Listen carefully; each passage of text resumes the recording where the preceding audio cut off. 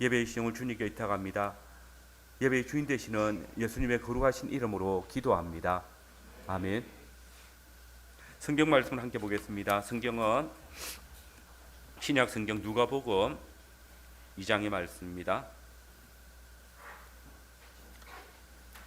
누가복음 2장 7절과 11절 12절의 말씀입니다. 한글 개역 성경은 신약 89쪽에 있습니다. 누가복음 2장 7절 11절 12절입니다. 하나님의 말씀 듣겠습니다. 첫 아들을 낳아 강보로 싸서 구유에 누였으니 이는 여관에 있을 곳이 없음이라. 11절 12절입니다. 오늘 다윗의 동네에 너희를 위하여 구주가 나셨으니 곧 그리스도 주시니라. 너희가 가서 강보에 쌓여 구유에 누여 있는 아기를 보리니 이것이 너희에게 표적이니라 하더니. 아멘. 두 번째 말씀,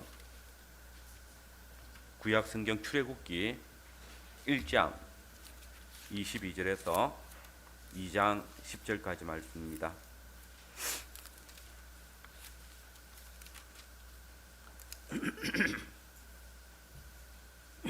한글 개역 성경은 구약 83쪽입니다.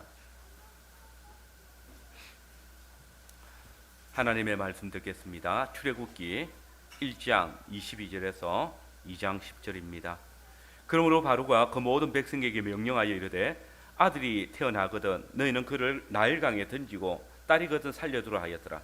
레위 가족 중에 한 사람이 가서 레위 여자에게 장가들어 그 여자가 임신하여 아들을 낳으니 그가 잘생긴 것을 보고 석 달 동안 그를 숨겼으나 더 숨길 수 없게 되매 그를 위하여 갈대 상자를 가져다가 격천과 나무 진을 칠하고 아기를 거기 담아 나일강가에 갈대 사이에 두고 그의 누이가 어떻게 되는지를 알려고 멀리 섰더니 바로의 딸이 목욕하러 나일강으로 내려오고 시녀들은 나일강가를 거닐 때에 그가 갈대 사이에 상자를 보고 시녀를 보내어 가져다가 열고 그 아기를 보니 아기가 우는지라. 그가 그를 불쌍히 여겨 이르되 이는 히브리 사람의 아기로다. 그의 누이가 바로의 딸에게 이르되 내가 가서 죄송합니다. 당신을 위하여 히브리 여인 중에서 유모를 불러다가 이 아기에게 젖을 먹이게 하리이까. 바로의 딸이 그에게 이르되 가라 하매 그 소녀가 가서 그 아기의 어머니를 불러오니 바로의 딸이 그에게 이르되 이 아기를 데려다가 나를 위하여 젖을 먹이라. 내가 그 삭을 주리라. 여인이 아기를 데려다가 젖을 먹이더니 그 아기가 자라매 바로의 딸에게로 데려가니 그가 그의 아들이 되니라. 그가 그의 이름을 모세라 하여 이르되 이는 내가 그를 물에서 건져내었음이라 하였더라. 아멘. 선포를 위한 찬송은 찬송 11장입니다.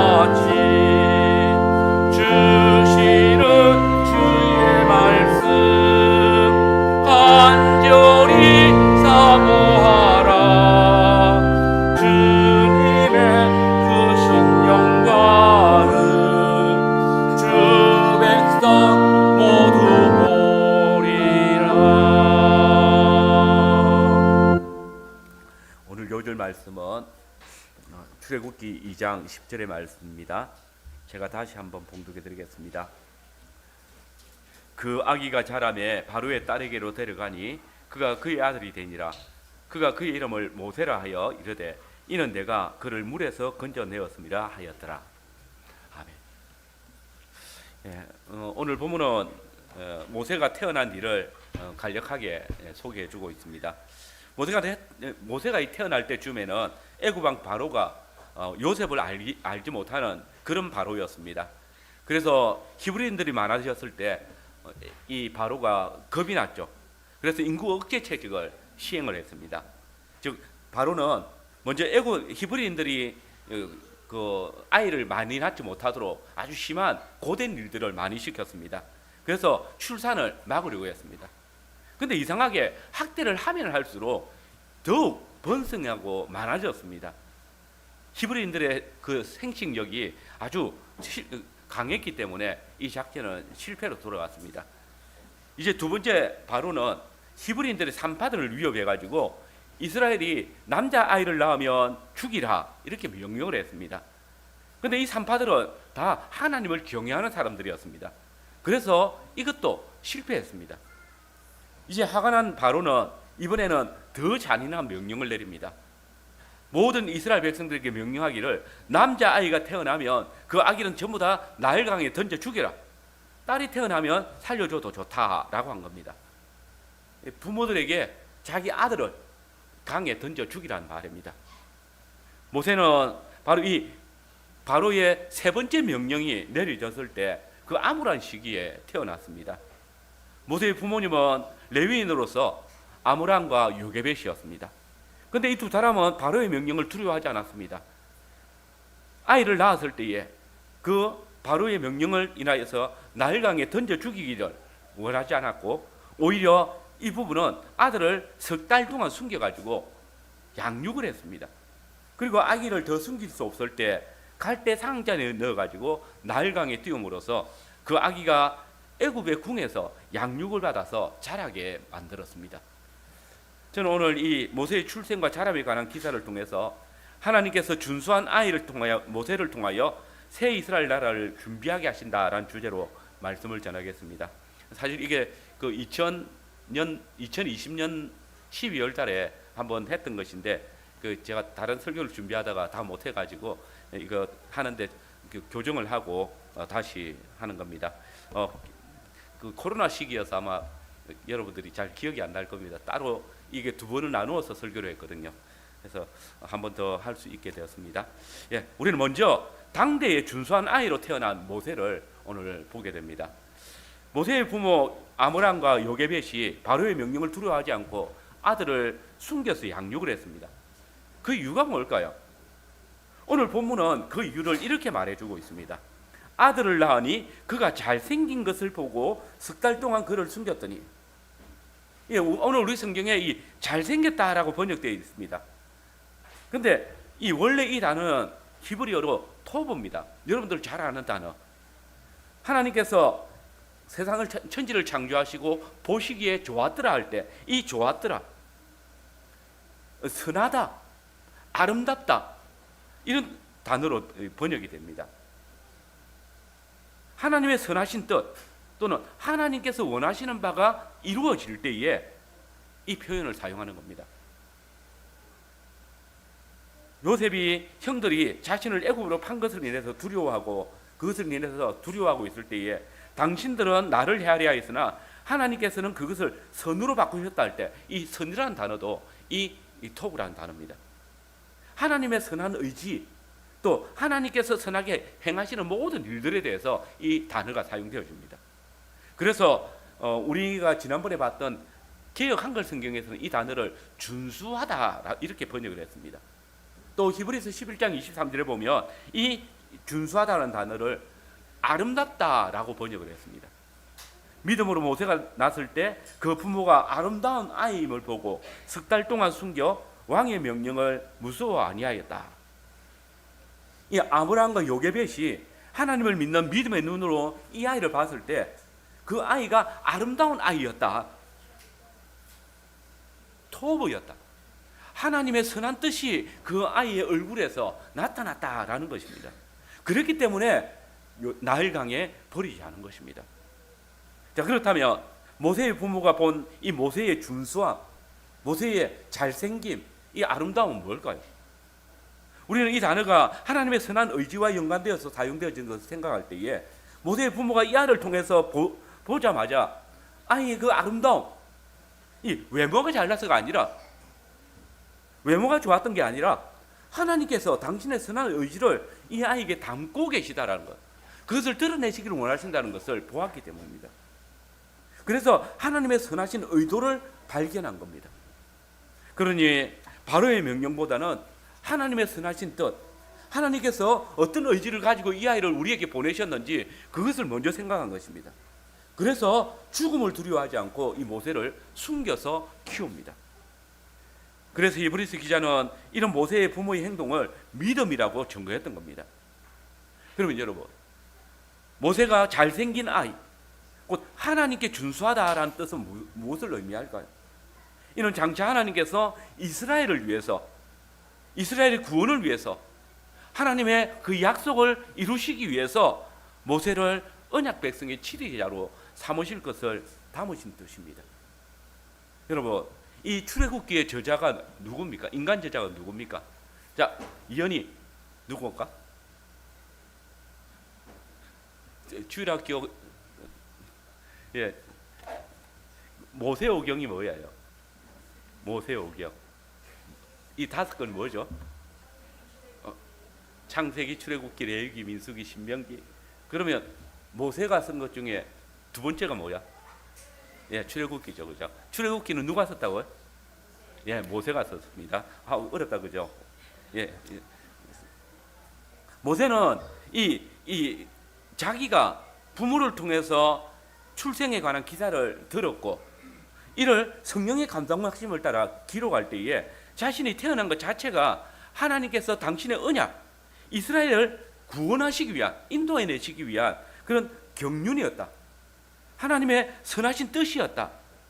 하나님의 구원을 보여주는 역사였다. 이렇게 기록을 하고 있는 겁니다. 여러분, 모세는 단지 수많은 언약의 자손들 중에 하나이가 아닙니다. 언약의 자손들을 가르치고 다스리는 직분자로 태어났습니다. 하나님께서 애굽의 고통과 압제의 상황에서 언약 백성들의 그 출애굽을 위해서 모세를 이스라엘의 치리자로 선택을 하셨습니다. 이 사실을 모세의 부모는 태어날 때에 그의 아이의 얼굴을 통해서 본 것입니다. 성령님께서는 그 부모의 마음을 감동시키셔서 믿음의 눈으로 이 모세의 잘생김, 준수함을 보면서 하나님의 선하신 뜻을 알게 되어졌고, 장차 있을 이스라엘의 구원을 보았던 것입니다. 출애굽의 역사를 생각한 것입니다. 창세기 15장을 보시면 하나님께서 아브라함에게 너의 자손이 400년간 이방의 종살이를 할 것이다.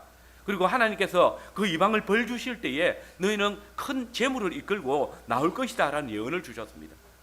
그리고 창세기 46장에 보면 야곱이 애굽으로 내려갈 때에도 하나님께서는 이렇게 말씀하십니다. 하나님께서 이스라엘 자손을 반드시 큰 민족을 이루고 약속의 땅으로 다시 돌아오게 할 것이다. 그 약속을 야곱에게 주십니다. 그런데 이상한 일이 벌어졌습니다. 하나님께서 아브라함과 야곱에게 약속하신 때가 되었는데도 하나님께서 이스라엘 백성들을 애굽에서 인도해 내주지 않는 것입니다. 하나님의 약속대로 이스라엘이 그 고센 땅에서 큰 민족을 이루었는데 이것 때문에 오히려 바로에 의해서 더 핍박을 당하고 더 큰 고난을 당하고 있는 겁니다. 아까도 봤지만은 이 요셉을 알지 못하는 새 왕은 이스라엘 백성들의 수가 많아지는 것 때문에 수단과 방법을 가리지 않고 아이들이 태어나지 못하게 하고 있습니다. 백성들에게 무거운 짐을 쥐어서 피곤하게 만들고, 또 히브리 산파들을 위협해가지고 남자아이가 태어나면 무조건 죽이라 라고 명령합니다.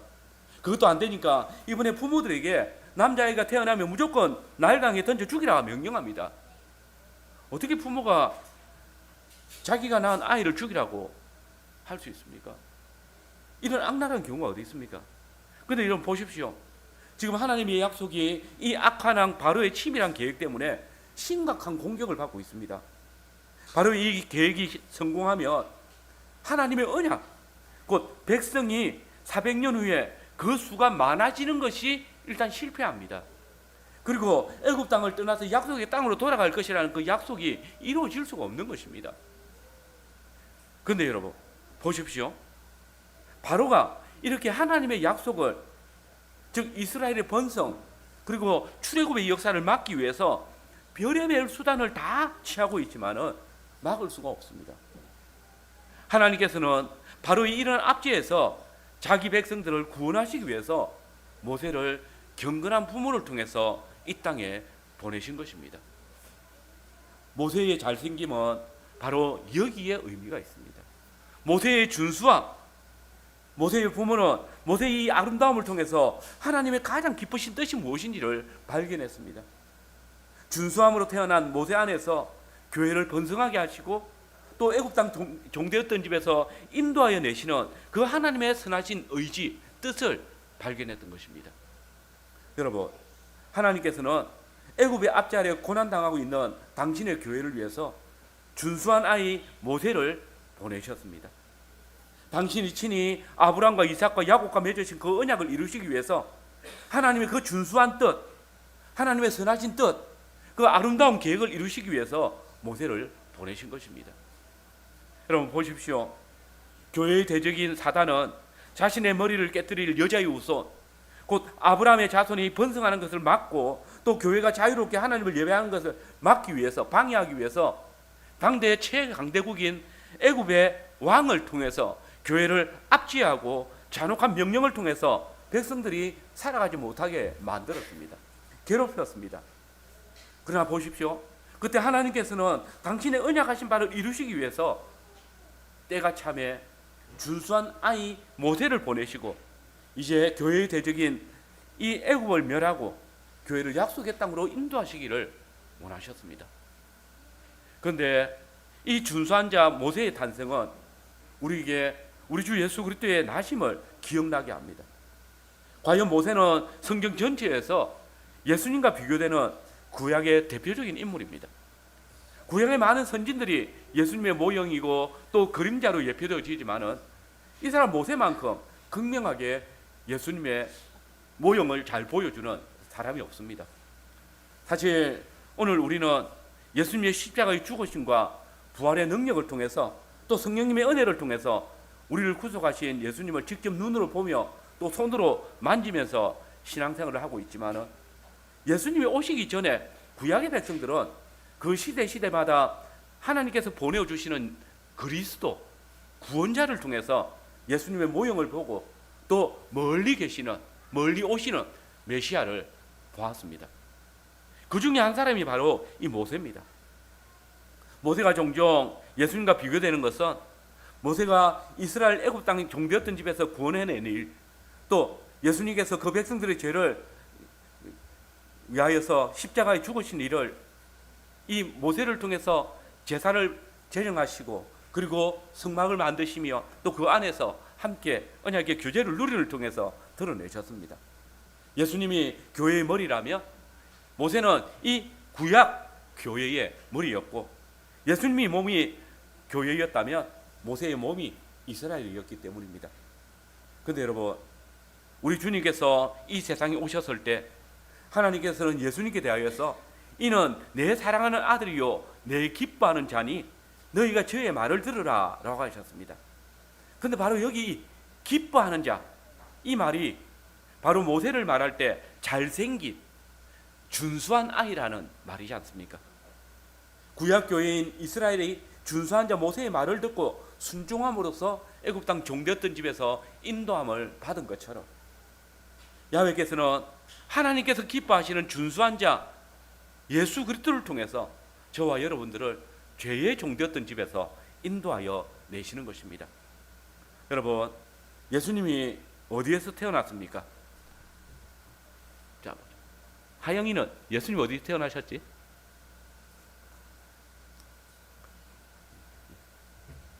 도시. 예수님을 누이신 곳은 어딜까? 예, 마구간 구유였죠, 그죠? 예, 원래 이 예수님은 그죠 베들레헴 마구간에서 태어나시고 태어나신 것으로 추정되고 그리고 구유에 누워 있다라고 이야기합니다. 근데 원래 예수님의 부모님은 어디 사셨습니까? 나사렛이죠, 그죠? 근데 마리아가 예수님을 잉태했을 때 로마 황제가 인구를 조사한다고 하면서 그것 때문에 모든 사람들이 자기 고향에 가서 자기 등록하라고 이야기했습니다. 예수님의 부모님은 고향이 나사렛이었기 때문에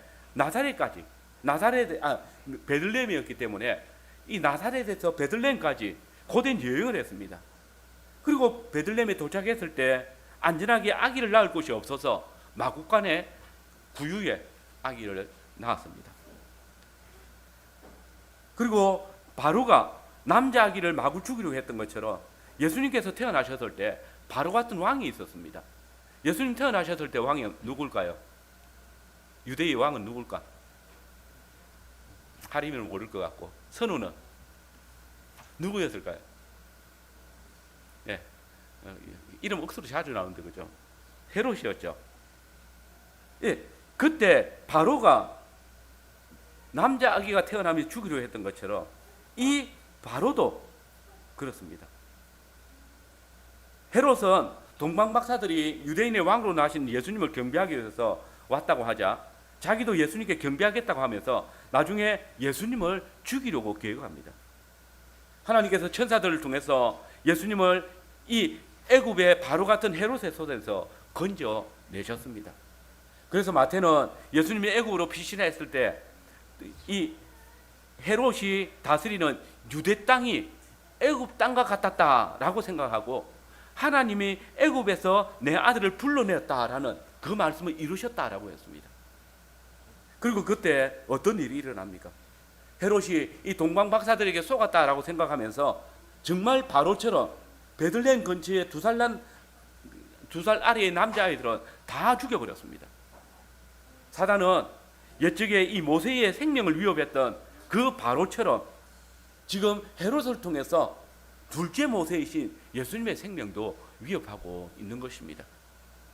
이렇게 사단이 이방 로마와 또 타락한 유대교회의 종교 지도자들을 통해서 메시아이신 예수님의 오시는 길을 막았습니다. 그러나 하나님께서는 때가 참에 당신의 독생하신 아들을 보내셔서 자기 백성을 새로운 약속의 땅, 곧 하나님의 나라로 인도하여 주셨습니다. 곧 영접하는 자, 곧 그 이름을 믿는 자들에게는 하나님의 자녀가 되는 권세를 주셨더니 하나님의 나라가 저희 것이니라 라고 이렇게 약속하십니다. 여러분, 예수님은 구약교회를 죄의 종되었던 사단의 집에서 인도하여 내신 두 번째 모세이십니다. 그렇기 때문에 그분은 하나님께서 사랑하시는 자, 하나님께서 기뻐하시는 자, 하나님께서 보시기에도 준수한 자라 일컬음을 받는 것입니다. 그분은 나실 때 하늘의 천군과 천사들을 통해서 지극히 높은 곳에서는 하나님께 영광이요 땅에서는 기뻐하심을 입은 사람들에게 평화로다라고 일컬음을 받는 분이셨습니다. 선지자 시몬을 통해서 만민의 구원을 이루는 자이고 이방을 비추는 빛이시고 이스라엘의 영광이 되는 자라 칭송을 받았습니다. 그분은 자랄 때에 지혜가 충만하여져서 하나님의 은혜가 그 위에 임하였던 아기였습니다. 그분은 자라심에 있어서 하나님과 사람에게 더 사랑스러워지신 분이십니다. 여러분 보십시오. 구약교회의 준수한 자 모세는 그의 마지막 때에 하나님께 영광을 돌리는 대신에 자기의 의로움을 드러내다가 실패해서 하나님의 징계를 받아 약속의 땅에 들어가지 못했습니다. 그러나 둘째 모세이신 예수님께서는 한순간도 하나님의 기뻐하심을 입은 자로서의 사역을 실패하지 않았습니다. 그리고 자기 백성들을 죄와 사망의 근세에서 인도하여 내시고 하나님의 영광의 나라로 들이셨습니다. 당신만 아니라 자기를 믿는 모든 자들을 주의 나라에 인도하신 것입니다. 이스라엘 백성들을 위해서 오신 예수님, 그분은 지금까지 죄와 세상의 권세 잡은 자들의 위협 아래 공격을 당하고 죄의 종노릇하는 저와 여러분들도 구원하여 주셨습니다. 사단은 죄와 사망의 권세를 가지고 지금도 우리의 생명과 신앙을 위협하며 할 수만 있다면 하나님의 교회를 타락하게 만들고 자라나지 못하게 만들고 있지만 보십시오. 유사일에 하나님의 교회는 여전히 하나님의 사랑을 받고 자라고 있습니다. 비록 죄의 권세가 시대를 따라 교회를 공격하고 또 힘들게 하여서 약해 보이고 넘어질 것처럼 보이지만은, 어떤 때는 사단의 해라고 불릴 만큼 타락한 교회도 있지만은, 또 믿음보다 내일 일을, 예배보다는 육신의 편안함을, 말씀보다는 세상의 원리를 더 의지하는 그런 부끄러움을 가진 교회들도 있지만은, 이게 끝이 아닙니다. 교회의 머리 대신 준수한 자, 아름다운 아기 우리 주 예수 그리스도께서는 이 죄의 종된 교회를 위해서 지금도 당신의 직분을 감당하는 신실한 직분자들을 통해서, 그리고 하나님을 기쁘시게 하고 그분을 영원토록 즐거워하는 성도들을 통해서 교회를 번성하게 하시고 영원한 주의 영광의 나라에 들어가기까지 인도하고 계십니다. 이제 두 번째로 갈대 상자에 담겨져 물에 던져진 모세를 우리는 살피게 됩니다. 모세의 부모님은 모세가 잘생긴 아이, 준수한 아이인 것을 보고 아이를 집안에서 숨겨 키웠습니다. 그러나 석 달쯤 지났을 때에 더 이상 집에서 키울 수가 없었습니다. 아마 아이가 자라면서 울음소리가 점점 커져서 집 밖으로 들리게 되면 들키니까요. 그래서 모세의 부모님은 큰 모험을 합니다. 즉 역청과 나무 진을 갈대 상자에 발라가지고 거기에 모세를 넣어서 나일강 갈대숲 안에 숨겨두었습니다. 어떤 분들은 모세의 부모가 들키면 자기 생명의 위협을 받으니까 어쩔 수 없이 모세를 버린 것이다 라고 이야기합니다. 그래도 차마 아이를 강에 던져 죽일 수는 없으니까 갈대 상자에 넣어서 버렸다 생각합니다. 근데 여러분, 그렇지 않습니다. 히브리서 기자는 모세의 부모가 믿음으로 바로의 명을 두려워하지 않고 모세를 키웠다라고 했습니다. 모세의 부모는 모세를 더 이상 키울 용기가 없어서 강에 버린 것이 아닙니다. 오히려 모세를 숨겨 키울 수 있는 다른 장소를 찾았기 때문에 그렇게 한 것입니다. 그러면 여러분, 모세의 부모가 찾은 아기를 숨겨 키울 수 있는 장소가 어디일까요? 우리 3절 한번 같이 읽어보겠습니다. 우리 3절을 같이 읽겠습니다. 시작. 더 숨길 수 없게 되매 그를 위하여 갈대 상자를 가져다가 역청과 나무 진을 칠하고 아기를 거기 담아 나일강. 그 피난처는 바로 보잘것없는 갈대 상자였습니다. 이 갈대 상자는 나일강에 자라는 파피루스라는 갈대가 있는데 그 갈대로 만든 것입니다. 아마 큰 대야 정도 크기로 만들었겠죠. 그런데 모세의 부모는 이 갈대 상자를 자기의 그 준수한 아들을 숨기는, 생명을 보존하는 피난처로 삼았습니다. 여기서 흥미로운 것은 창세기와 출애굽기를 쓴 모세가 자기 부모가 자신을 태웠던 이 갈대 상자를 이전에 노아가 탔던 방주를 말할 때 사용했던 단어와 동일한 단어를 사용한다는 겁니다. 그 단어가 테바입니다. 성경에는 오직 이 단어가 노아의 홍수 때, 그리고 오늘 이 출애굽기 2장에서 딱 2번 사용되어집니다. 다시 말해서 모세는 이전에 노아의 방주와 그리고 자신이 탔던 그 갈대 상자가 똑같은 것이다 라고 말해주고 있는 겁니다. 이상하지 않습니까? 그죠? 방주는 크기가 얼마나 큽니까? 그죠? 거기에 이 땅에 있는 짐승들 두 상식해가지고 다 태우고 또 뭘 다 실어가지고 엄청나게 큰 배고, 이 갈대 상자는 아기 한 명 겨우 누이는 그런 상자인데 어떻게 같을 수 있을까요? 그런데 여러분, 한번 보십시오. 우리의 구원이 되신 하나님께서는 사단이 하나님의 지으신 세상을 죄로 물들게 만들었을 때에 홍수의 심판에서 의로운 자 노아와 그의 가족들, 그리고 지으신 동물들을 구원하시기 위해서 방주를 만들게 하셨잖아요. 마찬가지입니다. 이제 애굽에 종되어 있는 이스라엘 백성들을 구원하시기 위해서 그 부모로 하여금 모세의 방주를 만들게 한 것입니다. 그리고 우리는 노아가 만든 방주와 모세의 누운 방주가 똑같은 구조를 가지고 있다는 것을 볼 수 있습니다. 방주의 입구가 하늘로 향해서 열려져 있습니다. 그런데 갈대 상자의 뚜껑도 하늘을 향해 열려져 있습니다. 방주의 노아는 역청을 발라가지고 배가 물에 빠지지 않게 했습니다. 모세의 방주 역시 역청을 발랐습니다. 또 모세의 갈대 상자에 그 부모가 나무 진을 발랐습니다. 그런데 노아의 방주도 나무 진이 발려져 있었습니다. 곧 잣나무로 만들었기 때문에 그 잣나무에서 나오는 나무 진이 이 배를 더 단단하게 만들었던 것입니다. 모세의 부모의 지혜입니다. 노아의 방주는 하나님의 교회를 보존하고 주의 지으신 세상을 보존해서 새로운 나라를 시작하려는 하나님의 구원 역사였습니다. 마찬가지로 이 모세의 방주도 애굽 땅 포로된 교회를 구원하시고 이스라엘로 새로운 하나님의 나라가 되게 하시기 위해서 하나님의 놀라운 구원의 역사의 시작인 것입니다. 더 놀라운 것은 모세의 부모가 이 갈대 상자를 어디에 던졌습니까? 갈대 상자를 나일강에 던졌습니다. 아니, 아이의 생명을 위한다면 굳이 아이를 강에 던질 필요가 있습니까? 생각해 보십시오. 이곳 나일강은 앞서 바로가 남자아이가 태어나면 던져 죽이라고 한 곳이잖아요. 그러니까 가능하면 나일강에서 멀리 떨어진 곳에 아이를 숨기는 게 좋지 않습니까? 히브리서 기자는 그 부모가 믿음으로 그랬다고 하는데, 만약 모세의 부모들이 하나님을 진짜 하나님께서 지켜주시겠지 하는 그런 마음으로 갈대 상자를 일부러 나일강에 갈대 숲에 둔 것이라면 이게 건전한 신앙이라 할 수 있겠습니까? 일부러 위험을 자초하는 그런 경우가 아닙니까?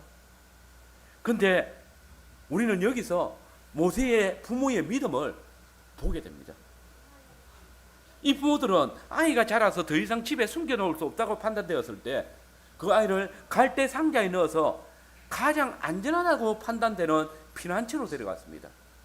그것이 바로 나일강이었습니다. 모세의 모친이 모세를 넣은 갈대 상자를 놓아둘 장소로 마지막으로 선택한 장소가 나일강 갈대 사이였습니다. 분명히 이곳은 죽음의 장소입니다. 바로의 명령에 의해서 어쩌면 매일 많은 히브리인 아이들이 죽임을 당한 것일지도 모릅니다. 도대체 왜 모세의 부모는 아이를 죽음의 장소로 내몰았을까요? 왜 최종적인 피난처로 이 나일강을 선택했을까요? 여러분, 출애굽기의 저자가 누굽니까? 모세잖아요. 이 사실이 아주 의미가 있습니다. 지금 모세는 자신의 출생에 관한 일화를 소개하면서 자기 부모들에 의해서 갈대 상자에 담겨서 죽음의 나일강에 던져졌다라고 말하고 있습니다. 그런데 물은 성경에서 종종 하나님의 심판을 상징합니다. 모세의 부모는 지금 모세를 죽음으로 내몰고 있는 것입니다. 이상합니다. 부모가 어떻게 자기 자녀를 죽음으로 내몰 수 있느냐? 그러나 이게 모세의 부모의 지혜입니다. 모세가 생명을 보존하는 유일한 길이 바로 죽음으로 나아가는 것입니다. 그 죽음에서 자기 백성을 구원하실 하나님을 알았기 때문에 모세를 죽음의 장소로 내몰았던 것입니다. 그러나 그냥 던져버리지 않습니다. 그는 태박, 곧 갈대로 만든 방주에 아이를 담아서 나일강에 던졌습니다. 바로 이 갈대 상자가 모세의 부모의 믿음의 행위인 것입니다. 여러분, 우리가 한 가지 반드시 기억해야 될 사실은 하나님의 심판을 피할 자는 이 세상에 아무도 없다는 겁니다. 모든 사람이 하나님의 심판대 앞에 서야 합니다. 다만 믿음이 하나님의 심판에서 우리의 생명을 보존해 줍니다. 여러분 생각해 보십시오. 노아가 홍수 심판에서 구원을 받기 위해서 어떻게 해야 됩니까? 물 밖에 있어서는 안 됩니다. 물 속에 있어야 합니다.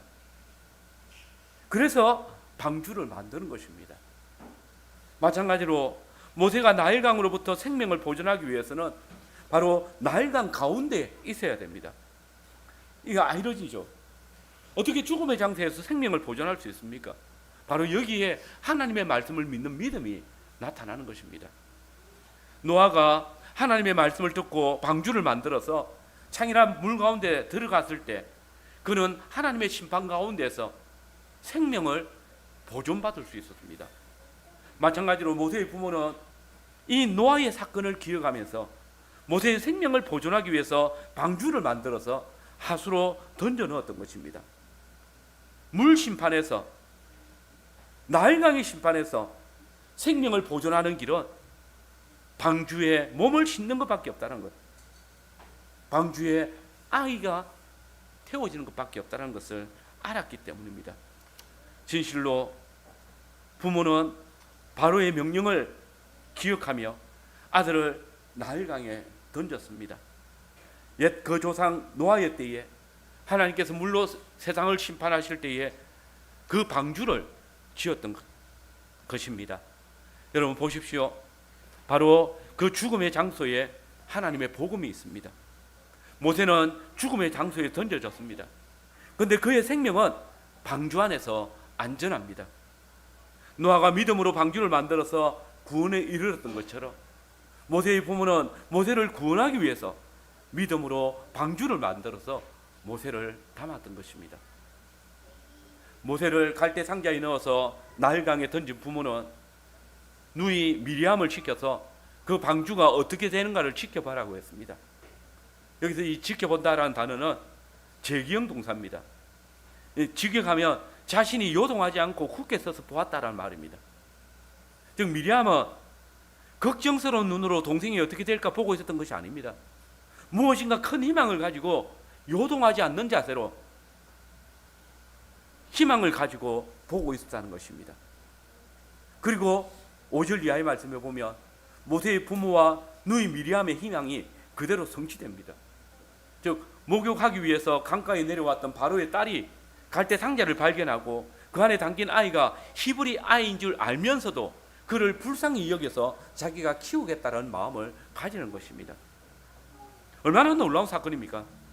바로의 딸이 목욕하기 위해서 하수에 내려온 일, 또 아이가 히브리 아이인 줄 알면서도 불쌍히 여겨가지고 부왕의 명령을 어기고 돌볼 생각을 가지는 일, 이 일련의 일들이 단지 우연이겠습니까? 그리고 그 아기를 히브리 여인, 그것도 친엄마에게 맡기는 일이 우연이겠습니까? 이는 당연코 만물을 주관하시고 만물을 움직이시는 우리 하나님의 놀라운 섭리의 한 역사입니다. 모세의 부모들이 준수한 자 모세를 통해서 하나님을 사랑하며 그분을 기쁘시게 할 마음을 가지고 있을 때에 하나님을 사랑하는 자, 곧 그 뜻대로 부르심을 입은 자들에게는 모든 것이 합력하여 선을 이룬다는 그 놀라운 사실이 이미 이 구약의 역사 가운데서 나타나고 있는 것입니다. 더 흥미로운 것은 바로의 딸은 자기가 물에서 건져낸 아이의 이름을 모세라고 지었습니다. 이 말은 애굽 말로는 그냥 아들이란 뜻입니다. 근데 히브리 말로 건져낸 자란 뜻입니다. 이 건져낸 자, 이 단순히 하수에서 건져낸 자라는 뜻만 있는 게 아닙니다. 모세가 해야 할 일, 그 장차 이스라엘을 애굽 땅 종되었던 집에서 건져낼, 구원할 자라는 뜻입니다. 여러분 보십시오. 사단은 하나님의 교회를 애굽 땅에서 인도해야 할 모세를 죽이기 위해서, 삼키기 위해서 바로의 잔인한 명령 그리고 죽음의 강을 예비하고 있었습니다. 그런데 그때 하나님께서는 이 신실한 부부의 마음을 주장하셔서 애굽의 머리를 짓밟을, 뱀의 머리를 깨뜨릴 이스라엘을 구원할 자를 보존하고 계셨습니다.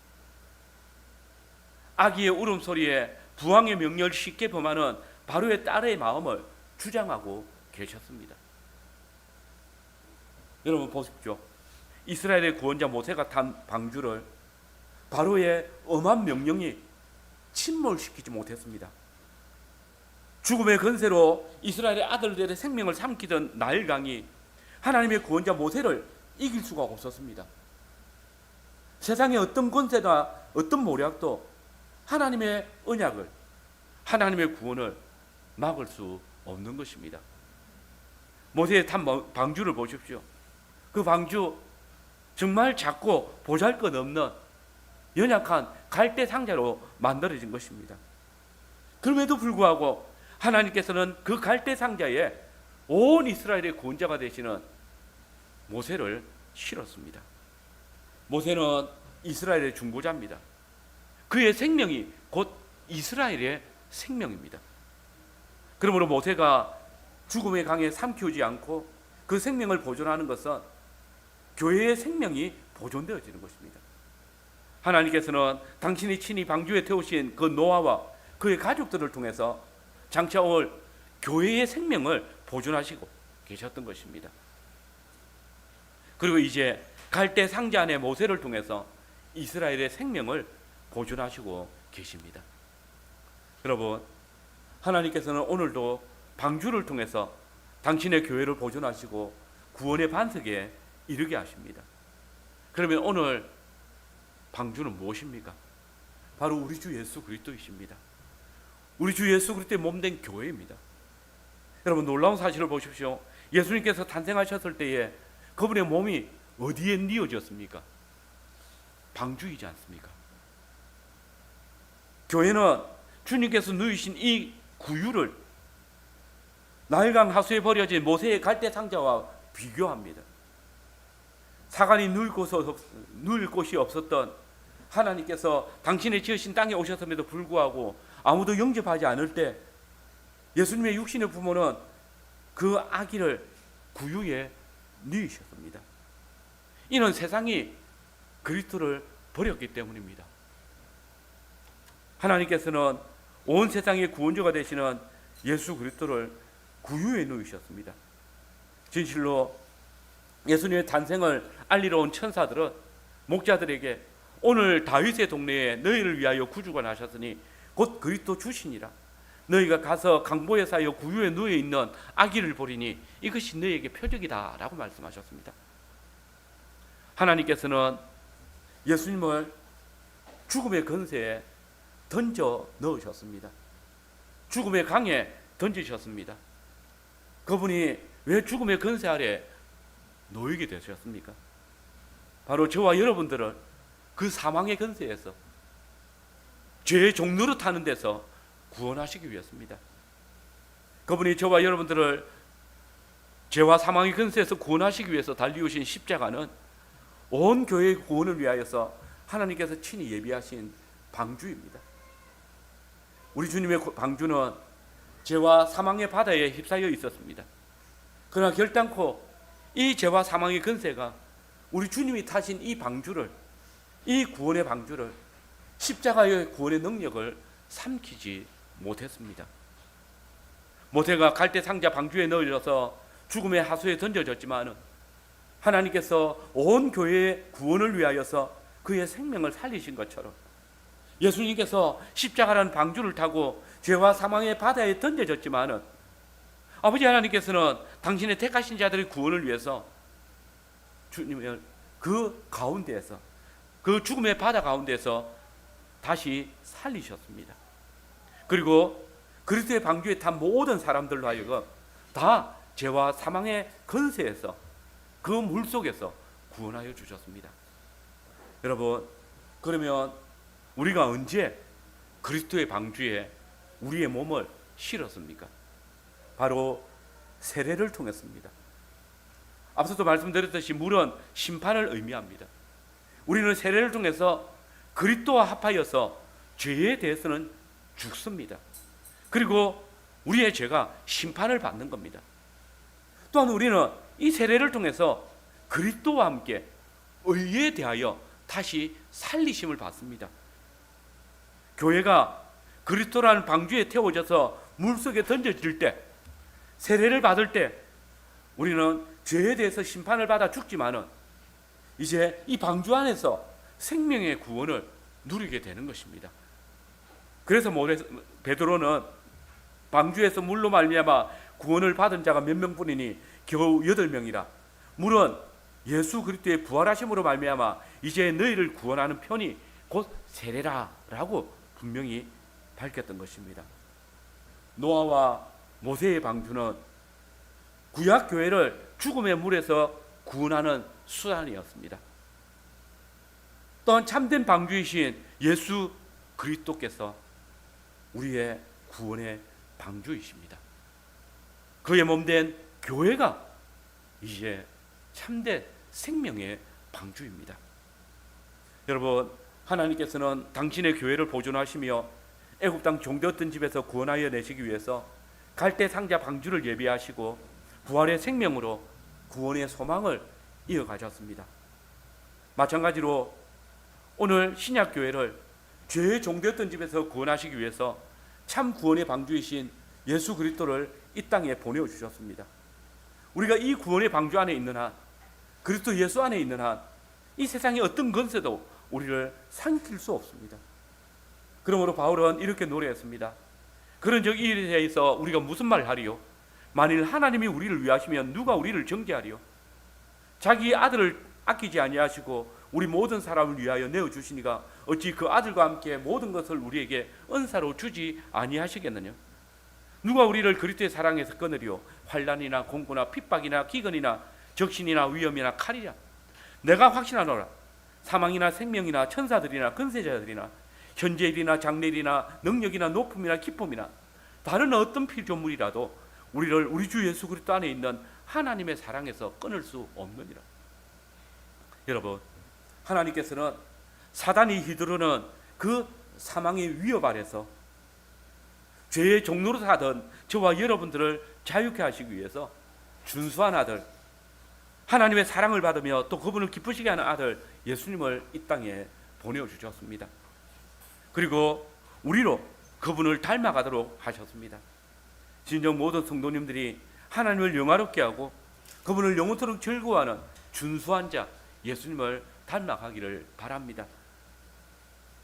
이 성탄의 계절에 주께서 예비하신 방주, 교회에 타신 성도 여러분, 역청과 나무의 진으로 칠해진 모세의 방주에 죽음의 근세가 들어올 수 없었듯이 성령과 말씀으로 더입혀진 우리 주 예수 그리스도의 방주 안에 우리에게 죄와 사망의 근세가 위협할 수 없습니다.